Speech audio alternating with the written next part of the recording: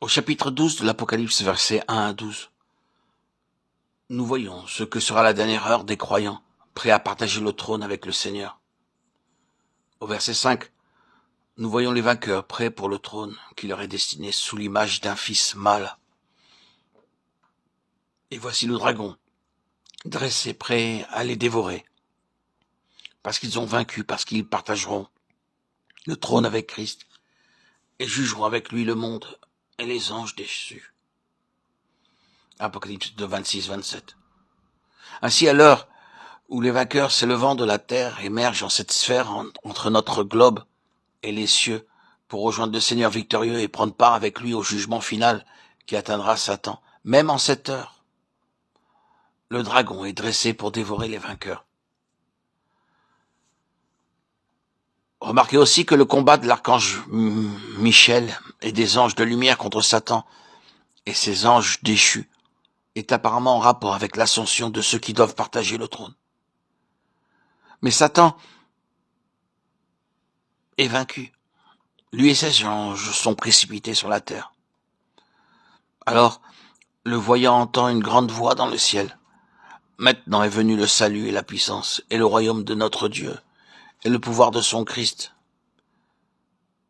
Car l'accusateur de nos frères qui les accusait jour et nuit devant Dieu a été précipité. Quant à la part prise par les vainqueurs en ce dernier combat, elle est donnée au verset 11. Ils sont engagés dans un combat direct et personnel contre Satan lui-même. Ce n'est plus contre son action dans le monde seulement.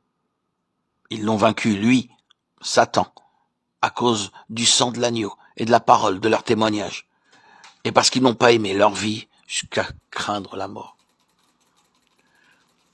Jetons maintenant un regard sur l'avenir au chapitre 17 de l'Apocalypse.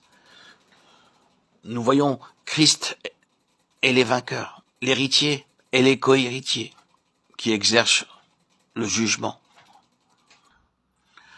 Nous lisons au verset 14 que les ennemis de l'agneau le combattront et que l'agneau les vaincra parce qu'il est le Seigneur des seigneurs et le roi des rois. Et les appelés, les élus, les fidèles qui sont avec lui les vaincront aussi. Les saints jugeront le monde. Ils exerceront le jugement. Avant cela, ils auront été appelés à comparaître devant le tribunal de Christ, 2 Corinthiens 5, 10. Alors ceux à qui il sera donné de partager le trône avec le Seigneur, les appelés, les élus, les fidèles, seront établis comme juges sur le monde.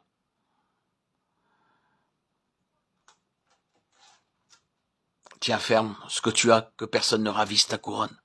Ainsi exhorte le Seigneur.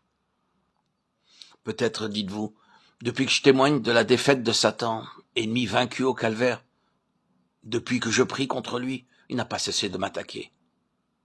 Je réponds, c'est parce qu'il discerne le prix qui vous est proposé.